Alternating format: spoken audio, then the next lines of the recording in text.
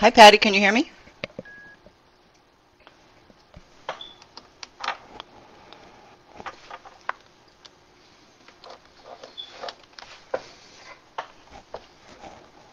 No one can hear me? Scroll down. Still can't hear me. How about now?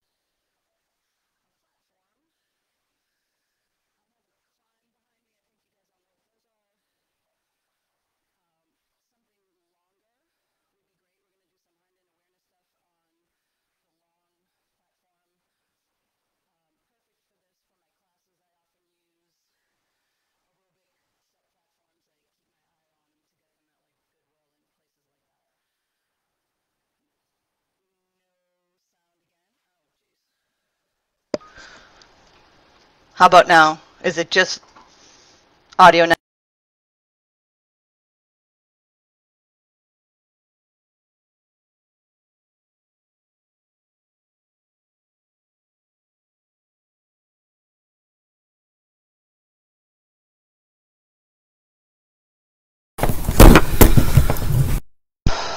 How about now?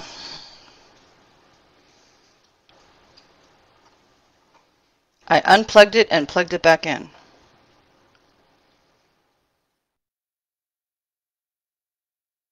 Someone give me a yes or no.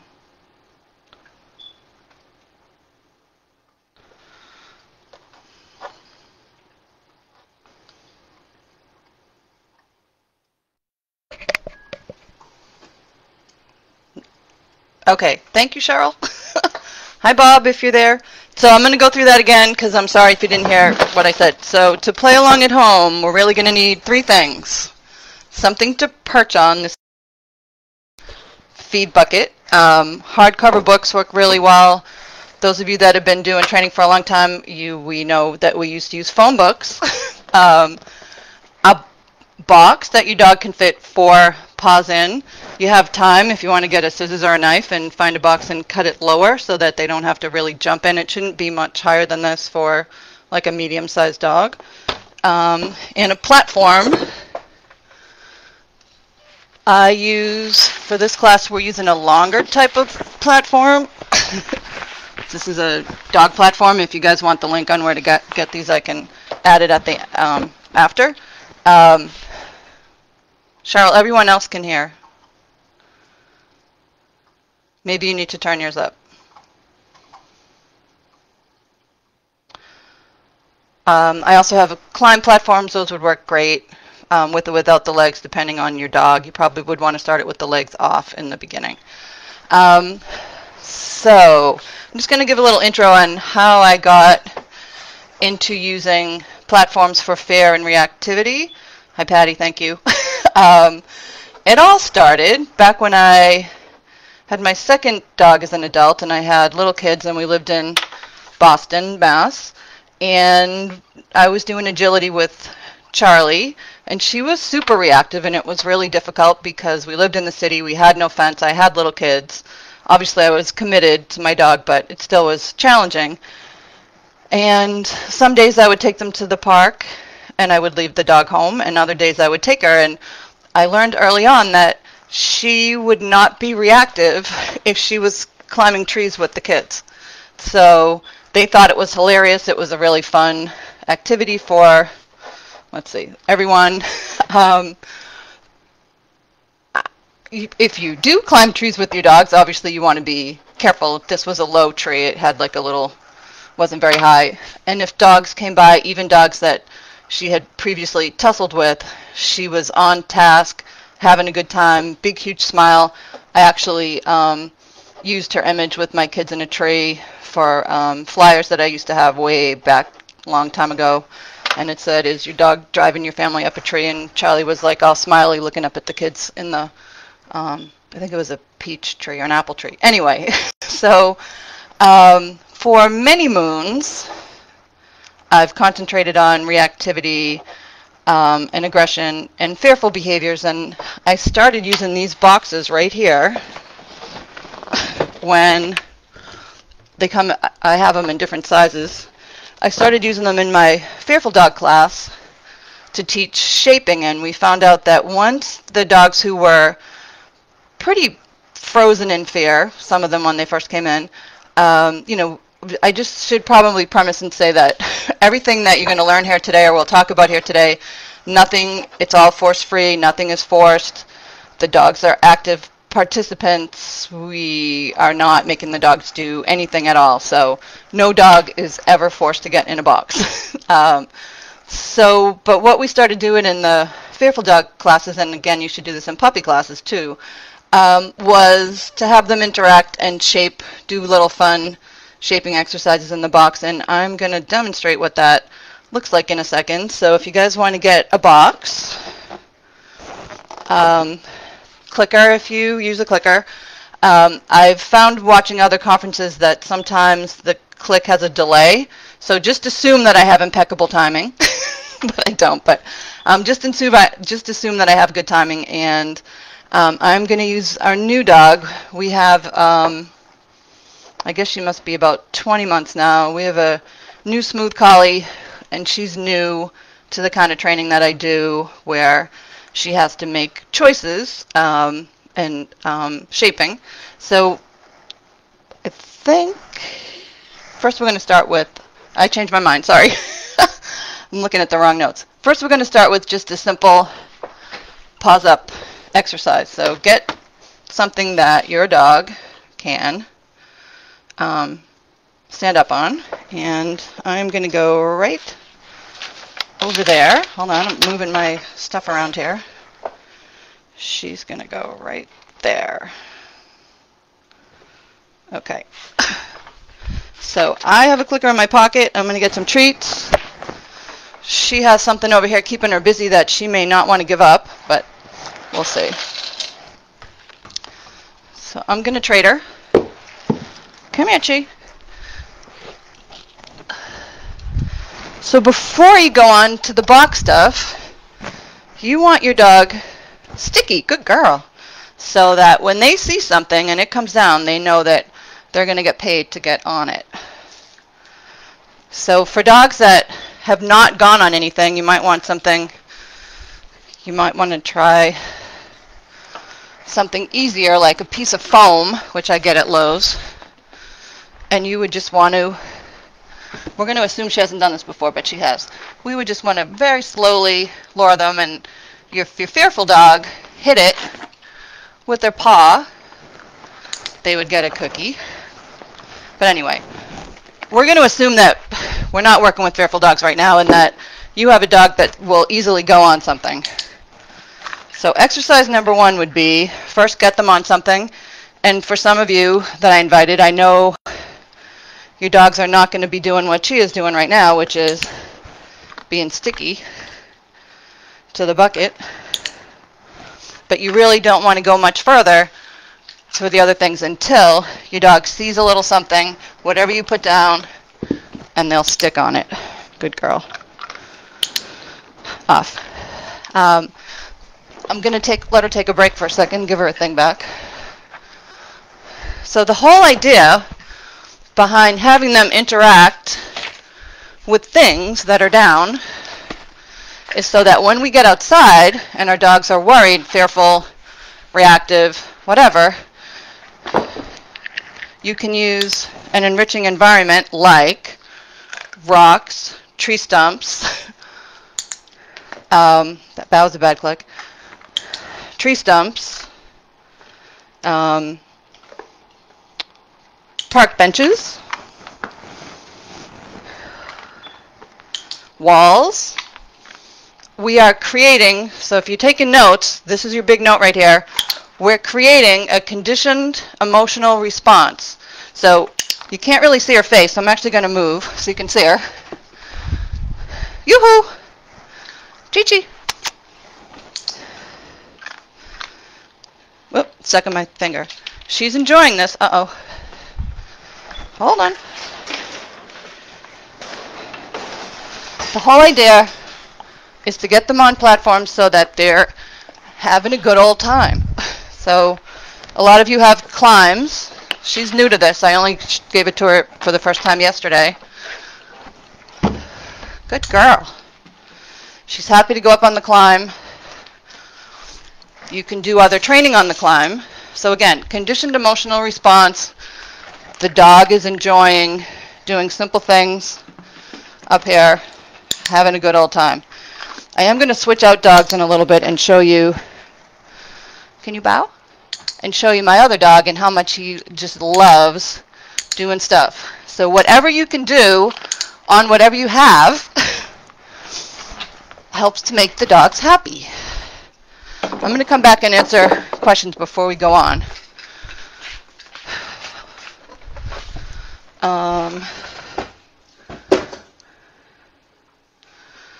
Anybody else having it cut in and out? It could be my internet. All right, so I just want to show you what it looks like when you have a dog who absolutely loves working on platforms. So this is Perry. Look out. He's 3.5. He's barking in the kitchen because he wants his turn. You're out. Chi-chi. Sit. Come on, Chia. No, not you. Go ahead.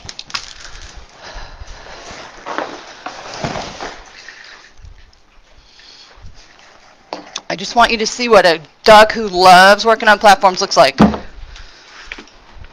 Good boy. Can you bow? Can you bow?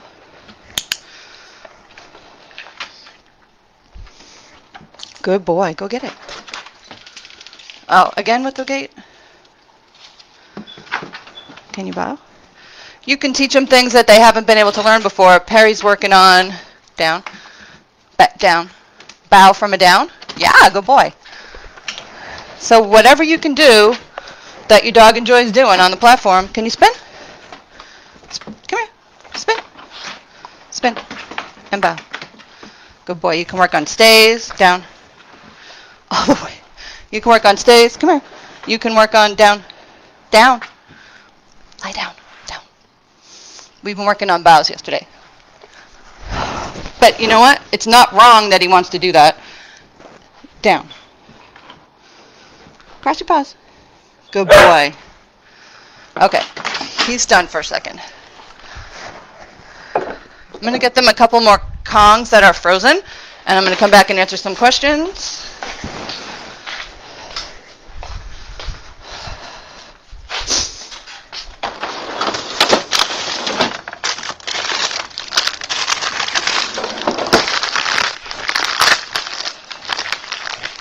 There you go.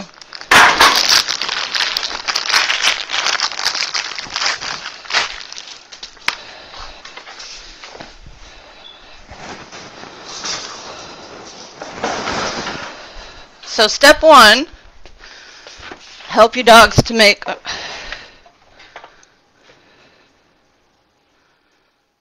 Okay, thanks.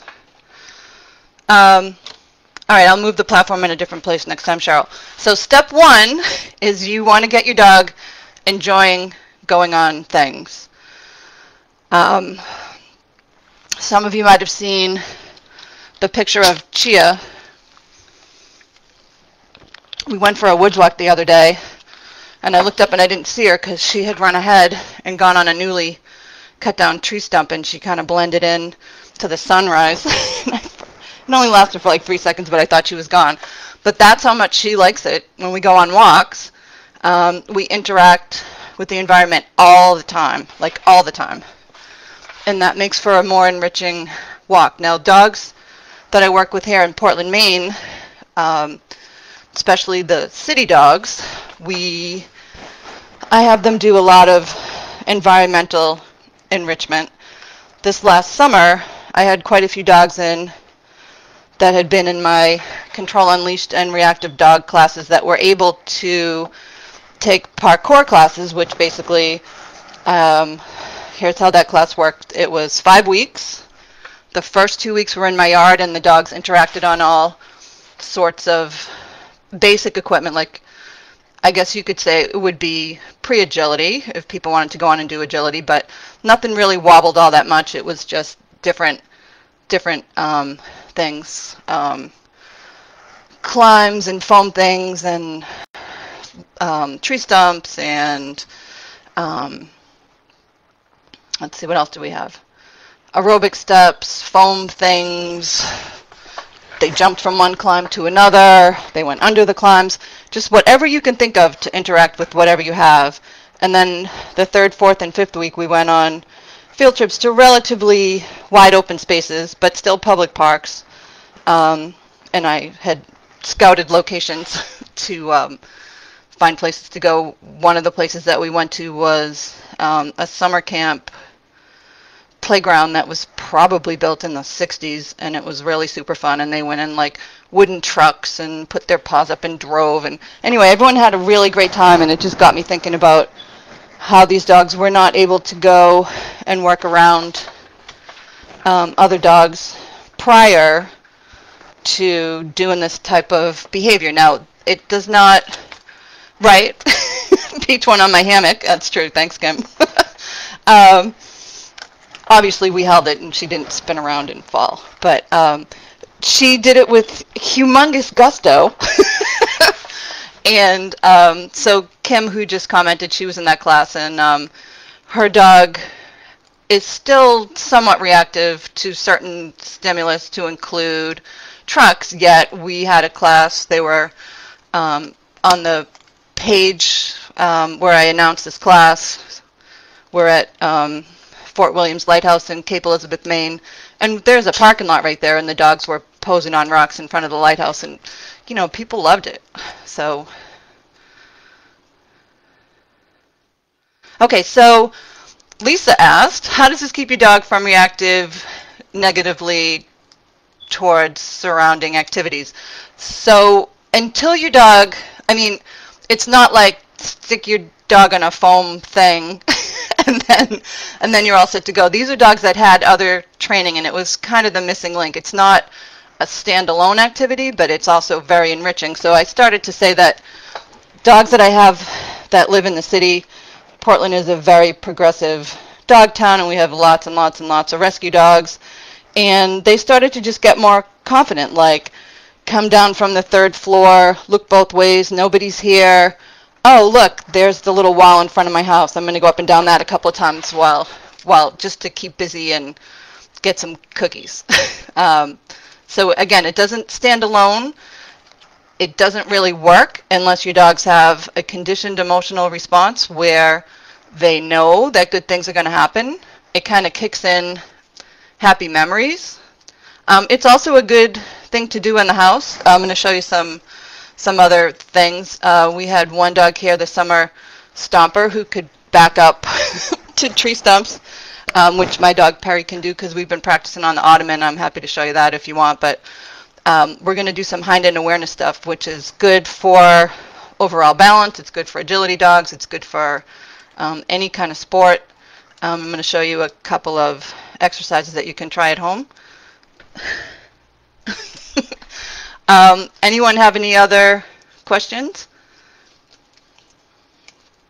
All right, I need one more sip, and then I'm going to switch dogs out again. So, I'm skipping around a little bit. I don't know if you all know, but Ruby put this conference together pretty quick, and when I agreed to speak, I didn't realize anyone was actually going to be here. So next time I present on this, I'll have slides and a PowerPoint. But for today, we're just winging it, but it's only an hour. It's not 3 hours. That was wrong. Okay, so I'm going to switch out dogs, and I just want to give you a little heads up on the next exercise, which I'm not going to lie, Chia took a little while to figure this out, and it could go either way. And basically, she learned to back up on her own without being told. Now, her breeder is on here, and I know that they did some backup, but not in the way before I got her. She's been here since October, but not in the way that I taught it, which is it's all voluntary on her part. So give me a second while I switch dogs, and I will put the camera right there. Perry, I've been using this rolling chair, has been really good for this. You should also know that Perry used to be a food guarder big time, so I'm not going to take that from him, and he's going to bring it to me.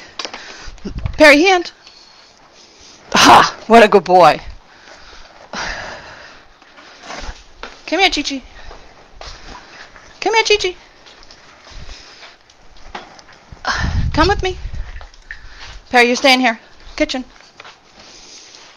And I also just traded him for hers, which was full.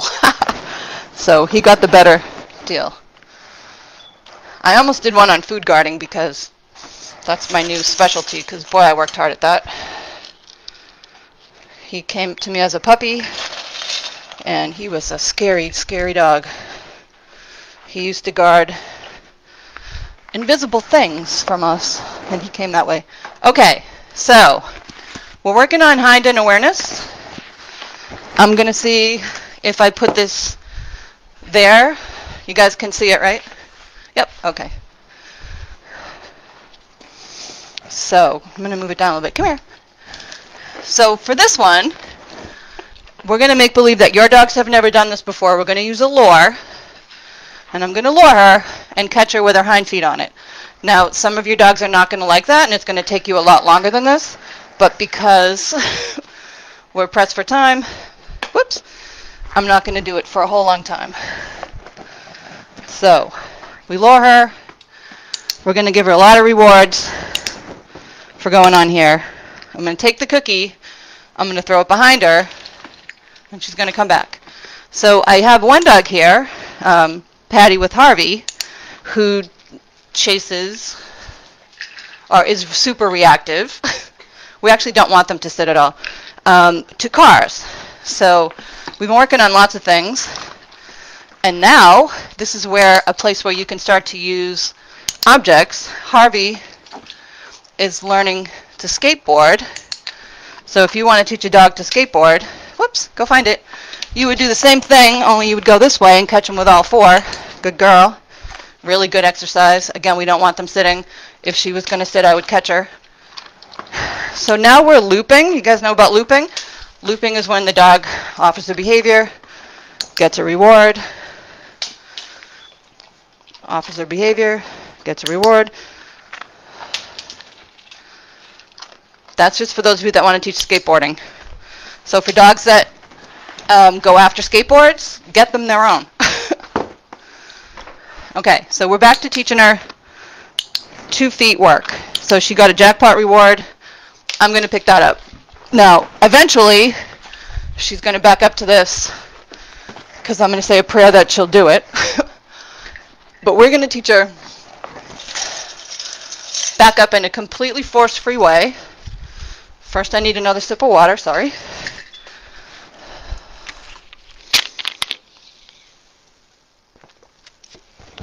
This is not how I taught other dogs, and this way is super cool. So, it goes like so. You sit in a chair, get my clicker back out. I'm going to put the Cookie between my legs. Oh, I don't want her. And I'm going to click when she backs up. And she doesn't have to make a whole big deal. Just whatever you get. Good. So this is a new way to me. So a lot of dogs are going to do what she's doing. She's not 100% comfortable with going under there. So if she leans forward and leans back, that still counts. And again, if you have a dog that's worried, dogs will go after food sometimes more than they're really comfortable. So be aware of that. You don't want to be freaking them out. So this is pretty cool. So she's been working on. Eventually I want to be able to have her back up onto lots of different things. Good girl. Good girl. That was really good. I want to be able to have her back up onto obstacles that are out in the world. I compete in Canine Musical Freestyle, so there's lots of opportunities for her to go on really cool things. All right, job 2, I'm sitting in the chair. My platform is out. I'm going to catch her with her hind feet. So she's done this before. I'm not going to lie and say that we didn't practice because we did, because she didn't get this quick. She was kind of slow about it, but it just took her a minute to figure it out. Go find it. Go find. If you're throwing cookies and they're not getting them, throw your cookie back to where it was. Good girl. Oh, no sitting. Come here. Good girl. So now, watch this. Cookie here. You're going to click when they shift their weight backwards. I'm going to give you some... Whoop. Good girl. It was really good. She struggled with that. I'm going to give you guys some time to play along. In a second, I'm going to come back and you can try and ask me questions. But this is one of the coolest, my most favorite thing that I've taught a dog in a really long time. And good girl. So when I work with my dogs, I want them to be partners with me, and I don't want to be forcing anything on them. I want to teach them to think, and I want to get really complex. So the less I tell them, and oh, she needs to straighten out, the more I let them figure shit out, the better. Good girl. That was good. And again, I'm not going to lie, this took her a really long time to sort out. But I also took the time to let her figure it out.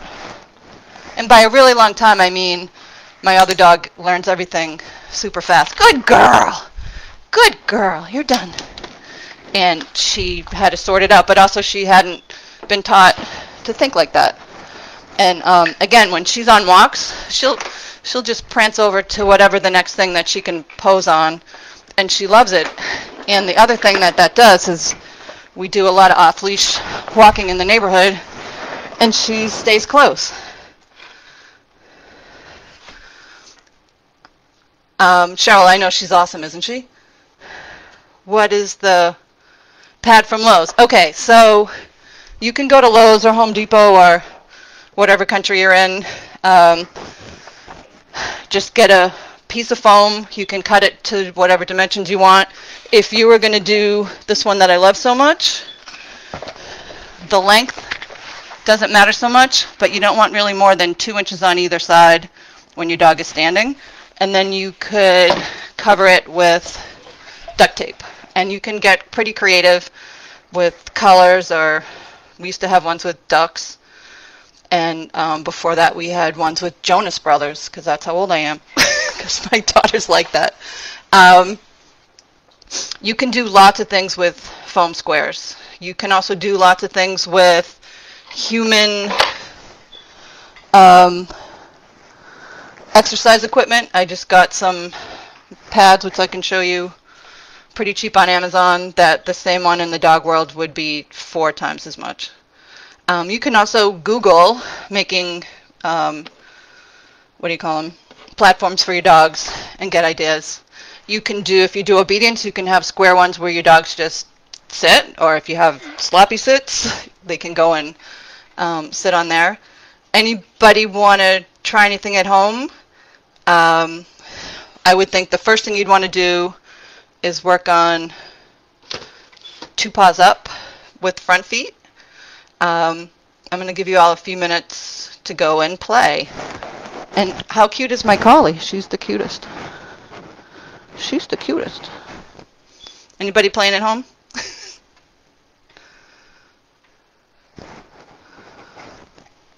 No?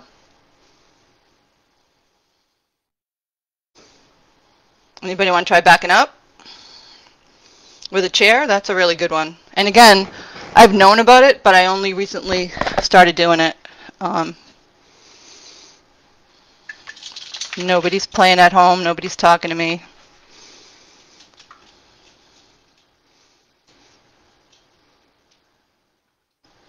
All right, hold on. Looking at my notes. Do you guys want to play? All right. Next up, we can all play along. So, in keeping with the idea that I want to teach body awareness, I want my dogs to be able to be safe on different obstacles. Those of you that are doing competitive parkour, this would be, so yes, Gemma, you want to play at home? Or yes, you want to do all the things later?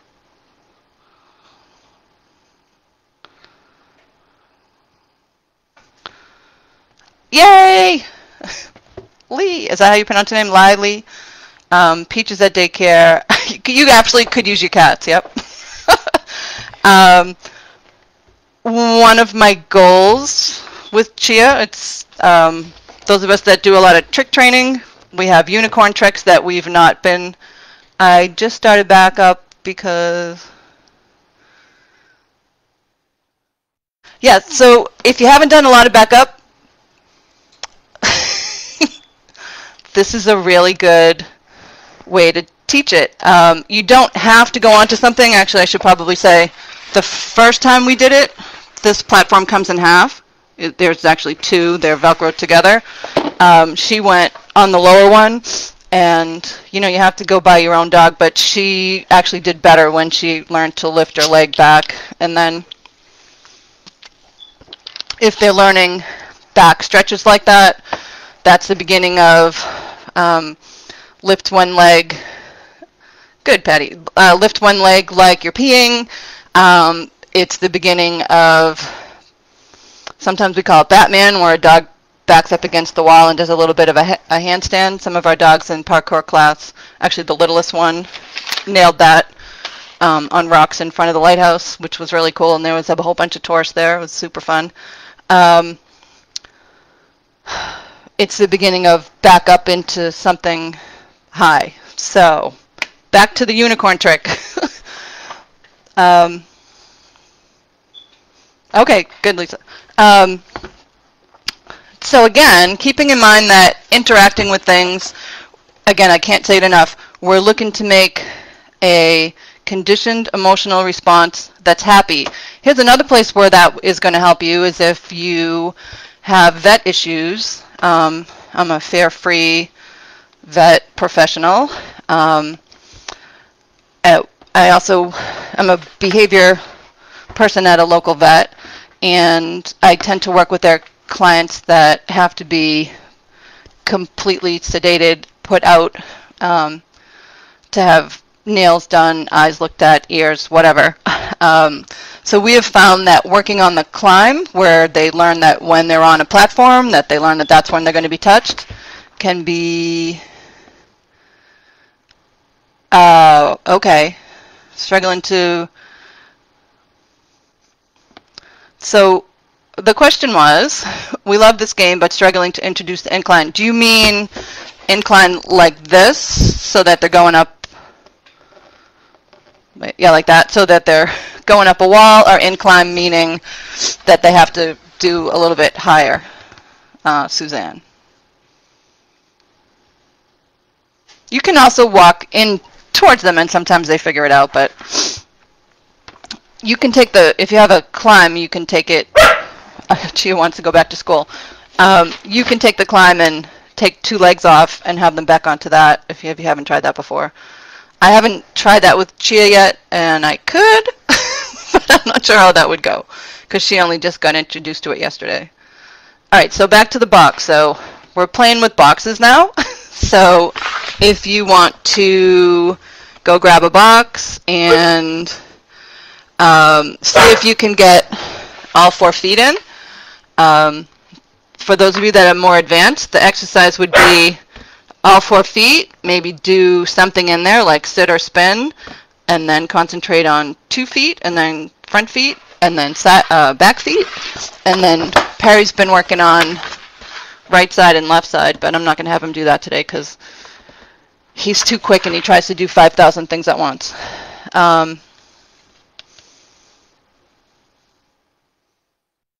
Okay, so if your dog is lying down, that's a really good question or observation. If your dog is lying down, it means they don't totally get it yet. So you would do a reset and just toss it behind them and not really worry about it.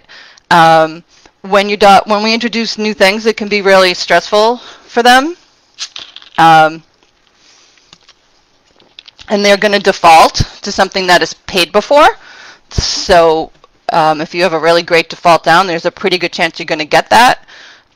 You could be, as your dog starts to lie down before they do, throw your cookie away with a really strong find it. Or even just do, come towards the chair, go away, come towards the chair, go away. All right, so everybody get out a box. And I'm going to see if I can do this sitting in my chair. Well, yes, I can. Okay. So I need more cookies.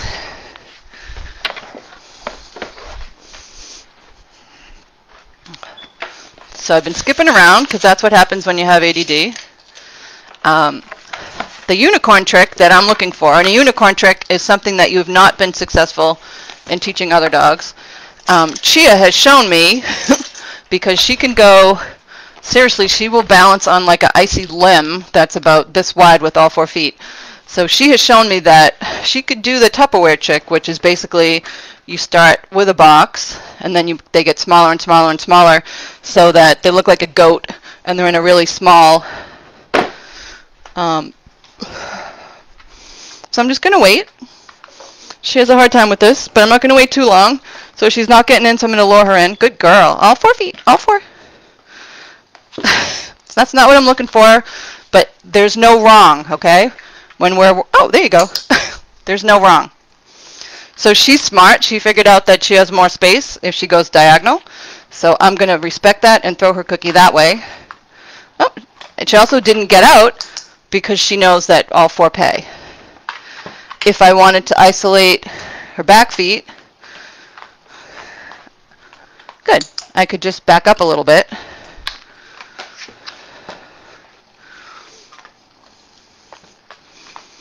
Good. If I wanted to get back in, I could just walk towards her and ask her to sit. For some of you dogs, sit. Yoo-hoo, Chi-Chi. Sit. That's not it. Come here. Sit. Yoo-hoo, come here. Sit. So if your dog doesn't want to do something, that's okay. She'll get it another day. But I'm going to try one more time. Again, nothing is forceful. Sit. Yoo-hoo.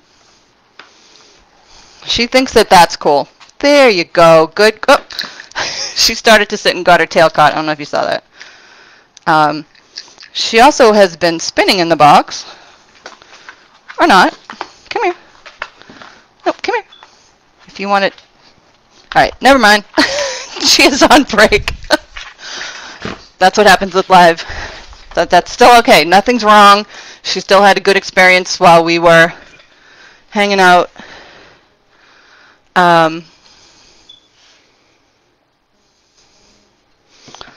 Who's playing in boxes? Anyone? So Patty with Harvey, you can be doing all these things with a skateboard. When I introduce a skateboard, I first would do a platform, then I have it between my legs so the dog's just going on and off. She just...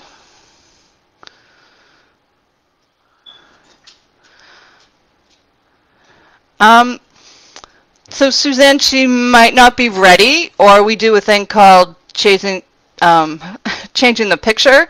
You could try do it in a different place in your house. You could try it with a different type of platform. Sometimes if they, honestly, if they see another dog do it, they're like, oh, I can do that.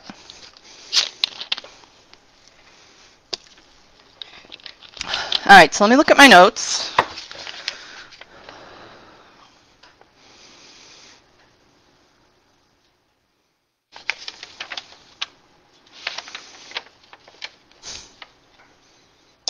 If you don't have boxes big enough, you could just do 2 front feet in or 2 back feet in. So I'm going to go back to boxes, and I think I'm going to switch dogs, although Chia's going to bark, so I might have to put her in my room, which will take me a minute. Laundry basket, awesome. So when I was teaching Fearful Dog class, and it's been, a year, balance wobblers, that's hard, good. I found out, and with my reactive dog class, I had enough of these boxes because a friend got them from work, and they come, again, I have them in 4 sizes, they get smaller. I was totally geeking out, and I was surprised to find that pretty much everyone who came to my classes was happy. Yeah, you can get out the skateboard. Was happy that I gave them a box and they could go home and do homework. And when they came back the next week, they were super confident to have this wonderful box that they could bring to class and that they didn't have to worry about the other dogs and they could concentrate. Now, obviously, it didn't work fast for every dog, but it was pretty remarkable how quick it changed, again, their emotions. Because if a dog is fearful and they're worried, we want to help them any way we can. So I'm going to switch out dogs real quick. Give me a minute. If you guys want to grab a drink or something, I'll be back in 1 minute. You have to get put away. Sorry.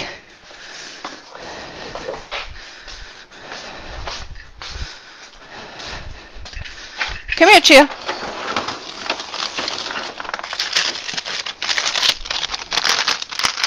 Come here, Chia. You going in here? Come on.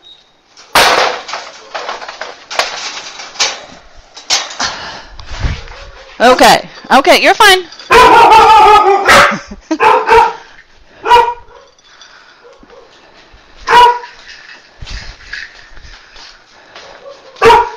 Okay, so of course, I'm having like 17 things delivered from Amazon today. All right, so this is with the dog who has not done this, because I live dangerously like that in quite a while. Let's see, where am I? Okay. I'm going to bring my chair.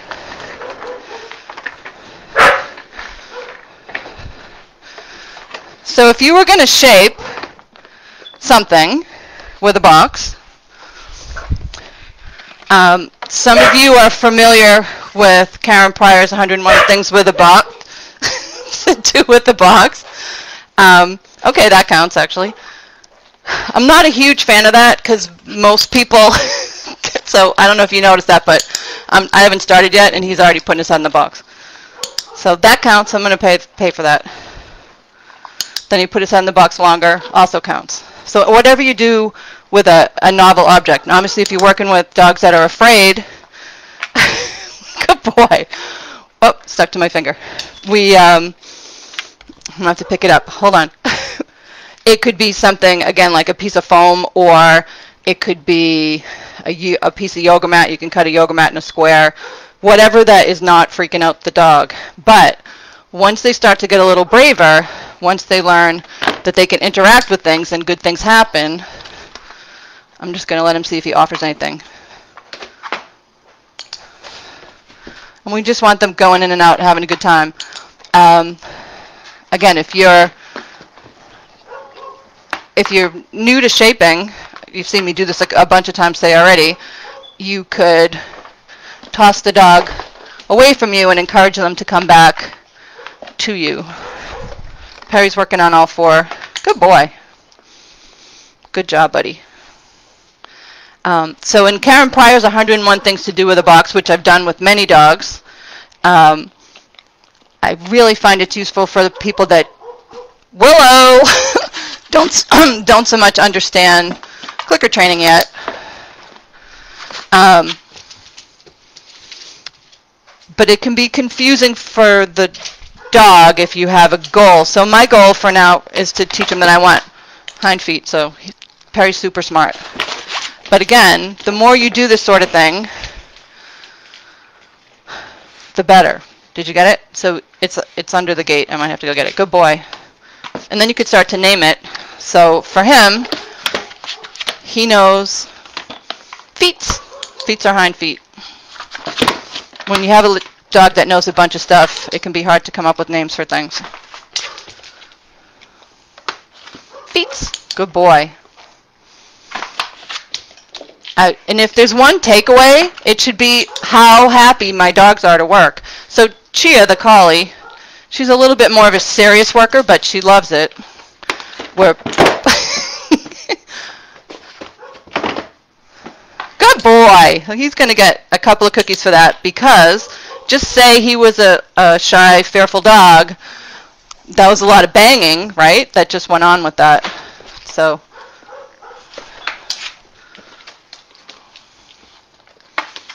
good boy. So Perry has amazing hind end awareness, and he wants to show you one of his favorite things to do.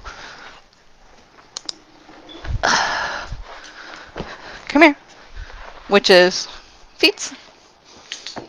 Back up onto the ottoman. Come here. Good boy.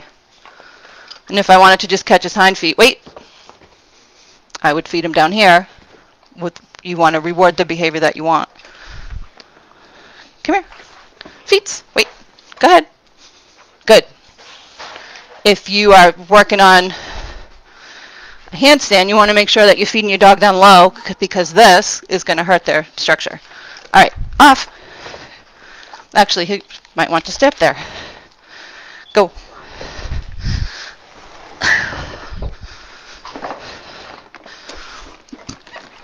So him backing up to something high like that is in our freestyle routine, and it looks pretty impressive when he's going from a distance. So you guys have some questions? Nope, you don't. How's everyone doing?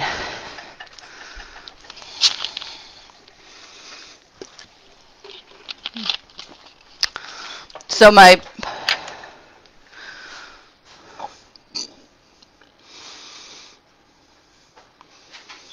I can imagine, because I'm surprised that mine aren't chosen for a turn. Gemma.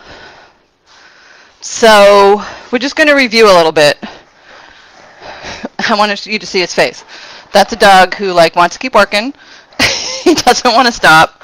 He thought that was super fun. He just spent the last year being told that it wasn't his turn on Zoom, so he wants more. He wants more work. You could build a behavior around whatever your dog does naturally. So today, not every day, but today Perry was all about bow. So, he just tried to bow when I said it. Sorry, buddy. So, you might want to be working on whatever they like to do. Some of the best tricks that I teach in my tricks classes are things that dogs do naturally, and it would be really hard to teach any dog. Everybody's doing good. Okay. I like that. Is there anything in particular that you always wanted to know, like how can I teach something with, say, a platform?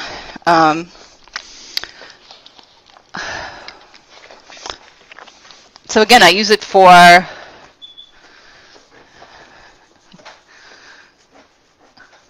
this is what he does in my Zoom call sometimes. It's not such a good thing for the people that are trying to work from home, and that's why they booked me.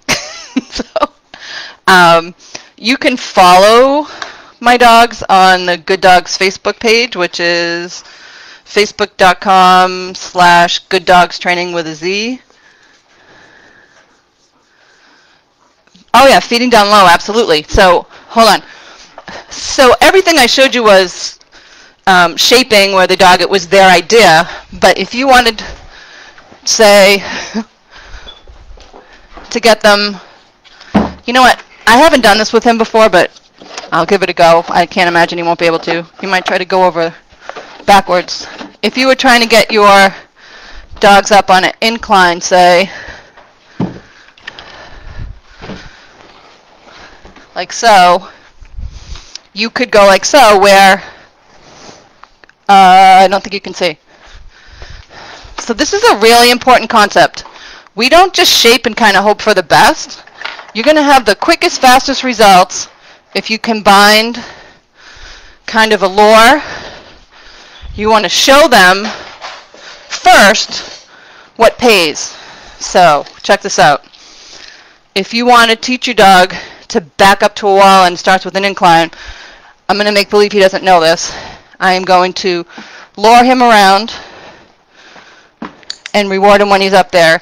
And again, you want to feed down low because it's better for their structure. I'm going to do that a couple times. And I'm actually going to do it, find it from both directions. Come here. So this is the ad-lib part. I'm going to do it from the other side too, because we do to both sides. Good. Oh. So I owe him a cookie. Good boy. And again, Perry's got some really amazing hide-end awareness, but I've also worked at it a lot.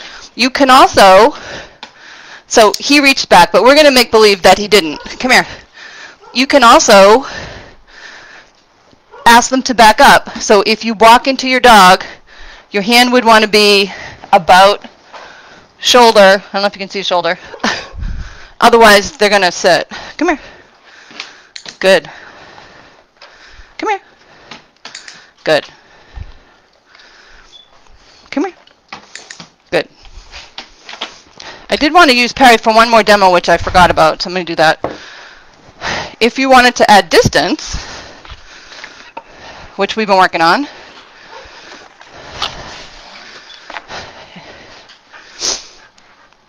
you're such a good boy. Come here. Go to your bed. Go to Matt. Matt.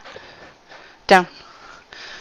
If you wanted to add distance, just want to make sure you can see that.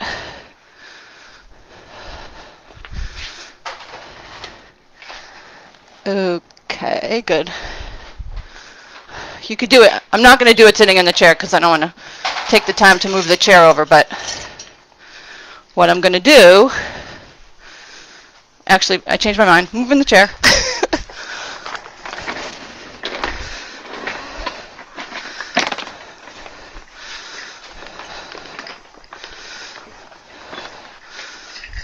Perry's ridiculously smart. He's the smartest dog I ever worked with.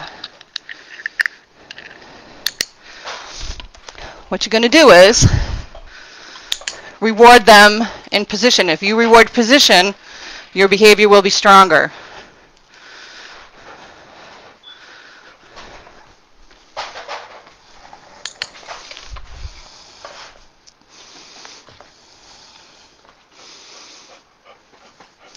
Wait. That's hard for him. He wants to come forward at the cookie. So I'm dropping, go ahead. I'm dropping a cookie between my legs. Keep going. Back up. Back up. Back up. Wait. You, just as a reminder, in case you don't already know this, back up. You don't want to continue to make things harder for your dog, so you want to do a couple easy ones. So now again, I do freestyle. Come here. So this is how we dance. Good boy. That was excellent. Good boy.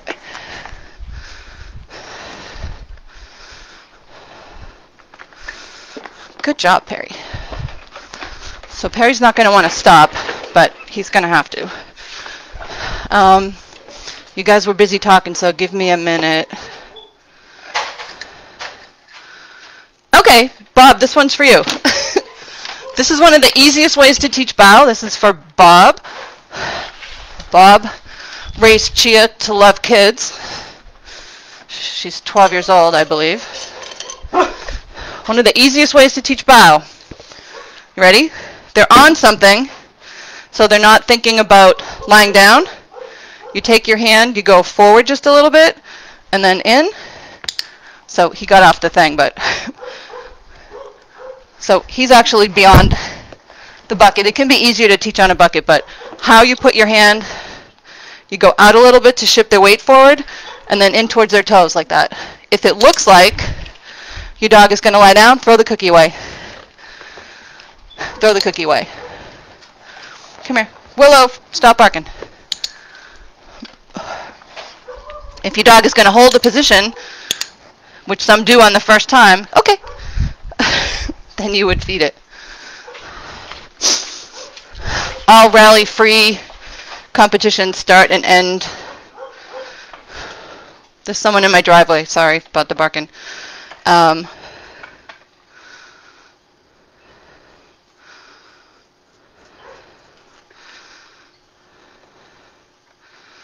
Yes, platforms are awesome. What's next after learning how to back up under the chair? So I put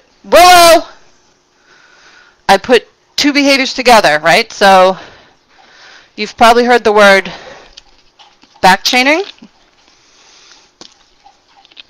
I might need to give my daughter's dog a cookie. She was supposed to be here, but she's not.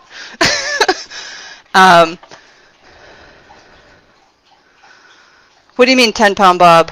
That's another dog? Anyway, the first thing that I did with Chia before I asked her to back up onto the platform was back chaining, which means I made the end behavior strong. So I did a lot of rewarding her, hind legs, tossed it behind her, hind legs, tossed it behind her, hind legs, tossed it behind her. Then I took the platform and I had just a low one, and I taught her to kind of reach forward. And when they... Can you guys hold on a second? I need to take care of a dog. I can't listen to her bark anymore.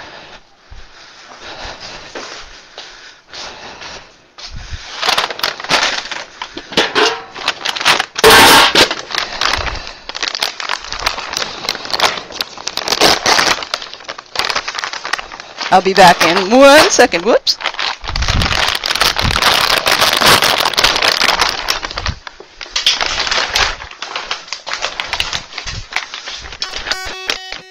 Stop barking.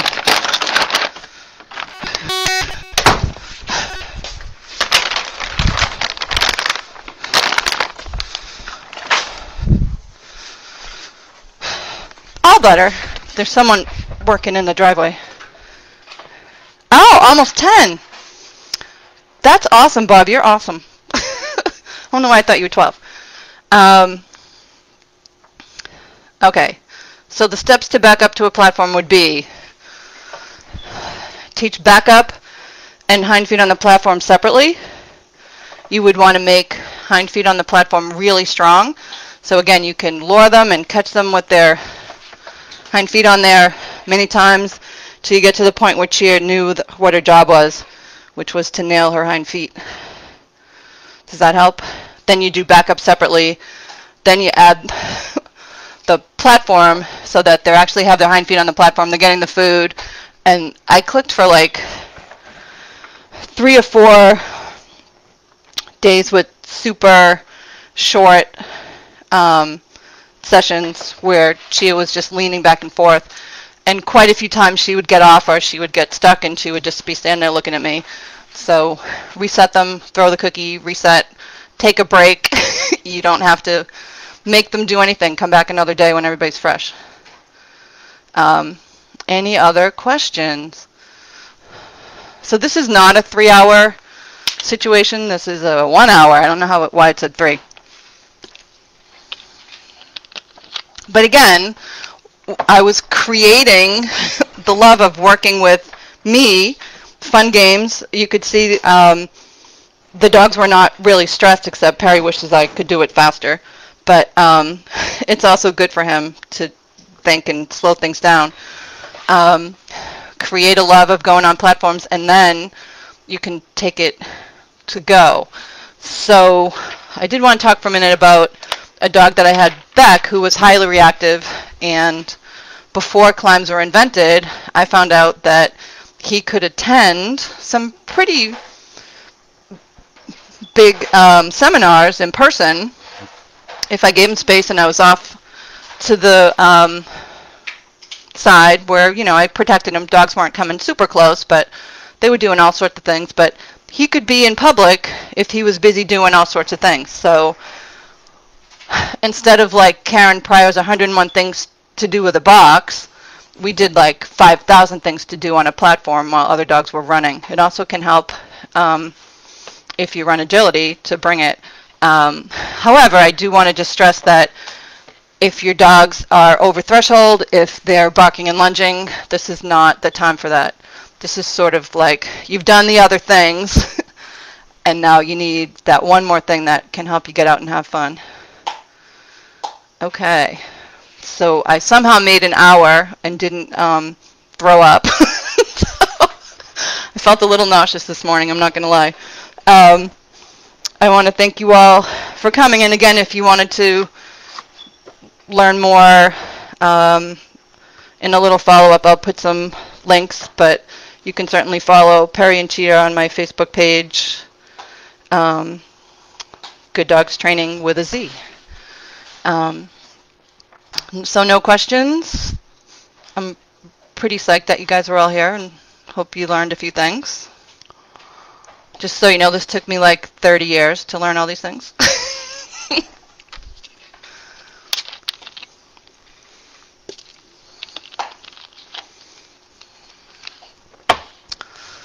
All right, I'm signing off then. I have to go see dogs in person.